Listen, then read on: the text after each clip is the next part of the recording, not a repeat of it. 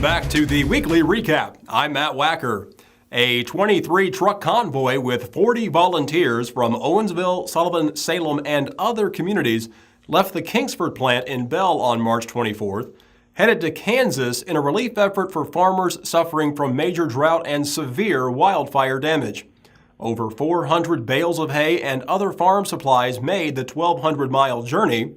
Missouri State Rep Tom Hurst arranged for an escort all the way to Jefferson City. The convoy has since returned, but the relief effort continues to grow through T-shirt sales and other donations. What an awesome story. A new area business hopes to bring back memories of childhood in a sweet way. Sugar Lee's Candy Store opens April 1st on historic Route 66, now Pine Street in Rolla.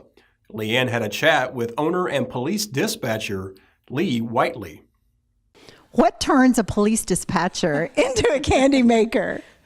You get tired of hearing bad stuff, bad stuff about kids, bad stuff about adults and marriages and, just the community being mean to each other, and you need to be around something fun. And this is fun. It's colorful, and you can't be in a bad mood with a lollipop.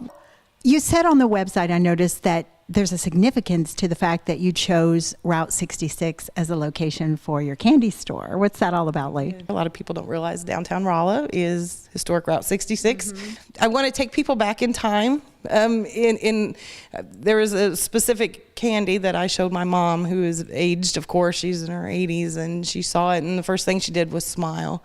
And because you just don't see it anymore, and that's the reaction that I want from everybody who comes in here from their 20s and up. So what is the most unique thing that you are going to offer here at Sugar Lee's? It's probably liquor-filled truffles, I would say. Ooh. I also have a few candies that I got in the United States, but they are from other countries. So what is your favorite candy, Lee, and why? There's a flat taffy back there. It's McCraw's flat taffy. And I specifically remember hanging out at the pool with my sister when I was like 7, eating that taffy, wrapping it around my finger, and like pulling and chewing. Uh-huh. That's probably my favorite. So there's going to be something for everyone, toddlers to adults, yes. A lot of imports and things like that. Even safety pops with the little... Oh, yeah. So babies can eat those and not choke on the sticks. And yeah, I'm hopefully, my goal is for this place to be totally destroyed by the end of the day. I want candy on the floor. I want kids just to have fun. American Home Care has announced the addition of a blessing box located at 1026 Kings Highway in Rolla. The blessing box will contain non-perishable food and hygiene items, as well as warm clothing, available for anyone who needs them. The principle of the box is to, quote, take what you need and leave what you can. American Home Care hopes this box will give those in need a little help to get by. Following a recommendation from the Rolla Planning and Zoning Commission, the Family Center only needs approval from the City Council to erect a 60-foot sign along Highway 72. A request to rezone the half-acre of vacant land in front of the store passed the commission unanimously, which, with approval, would move the plot from C1 to C3, which has a 60-foot sign restriction over the current 40-foot limit. The Howell County municipal election will feature a tax issue for area roads and bridges. The proposed tax levy is a half-cent sales tax, which, according to Commissioner Mark Collins, would double the current road and bridge budget.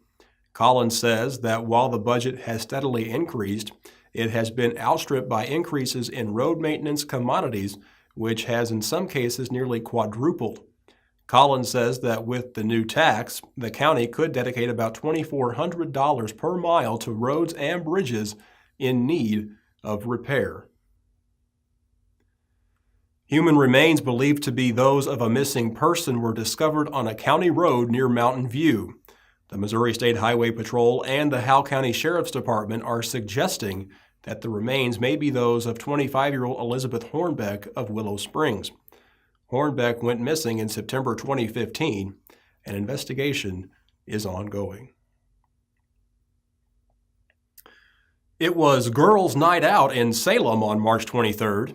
Here's more on that. Girls Night Out is a pampering, shopping, and food sampling experience that we invite just women to come out and see all of our vendors and see what we have in the community. We do Girls Night Out once a year. We have a lot of local vendors that come to Girls Night Out. We also have some independent consultants. Lilia Rose is out of Illinois, and we've got the Front Porch from Rolla, so it just kind of varies. We've got them from all over. We have been doing Girls Night Out, this is our 6th year, and we will plan on continuing to do it yearly. We get a lot of great feedback. It's really hard to get out and go shopping to some of these local vendors because most of them are out of their own houses. So for us to put them all in one place, it's great because they can buy all of the things that they want in one night in one location, and it's just a $5 entry fee. A former art teacher at the Lebanon Junior High has entered a guilty plea to the charge of downloading child pornography while employed at the school. 41-year-old Eva Henry was indicted in February 2016 for receiving illicit materials over a 5-year period. A sentencing date has not been set. A Lebanon man was involved in an altercation with his wife on March 22nd. An officer responded to witness reports of a couple arguing on the 130 bridge on Mill Creek. According to police, the man was upset and threatened to jump off the bridge if his wife wouldn't leave him alone. The man was taken into custody and transported to Mercy Hospital for a 96-hour mental health evaluation. Fort Leonard Wood hosted their 3rd straight SOMO State Indoor Games with over 2,300 participants. From March 17th through the weekend, SOMO athletes played ball, made arts and crafts, and hung out with volunteers on base. SOMO's PR director, Harrison McLean, said events like the indoor games are important, not only because the athletes have a chance to compete, but because of the opportunity to reunite with fellow competitors statewide. The Peace and Plenty Quilt Guild has announced the completion of a new quilt just in time for the 2017 Ozark Festival of Quilts to be held in October. That quilt show will feature more than 200 quilts made by Guild members. Tickets are being sold for a chance to win Crimson Stars. The quilt is red and white with a feathered star in the middle and would undoubtedly go great in my office. Congratulations to Lebanon senior Kelsey Winfrey for being selected All-State in Class 5 by the Missouri Basketball Coaches Association. Her 2,052 career points are the most in Lebanon school history, with a commitment to play at Mizzou next season. The Travers Autoplex in Eureka awarded one lucky first responder with a Prowler travel trailer on March 25th.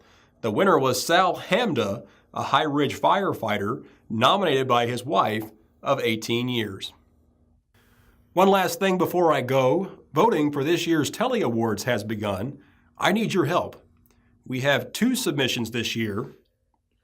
So please visit our Facebook page, facebook.com/weekly recap, and look for a pair of links to give your old pal Matt here 5 stars. Thank you very much. That's all for now. Thanks for watching the Weekly Recap. I'll see you next week.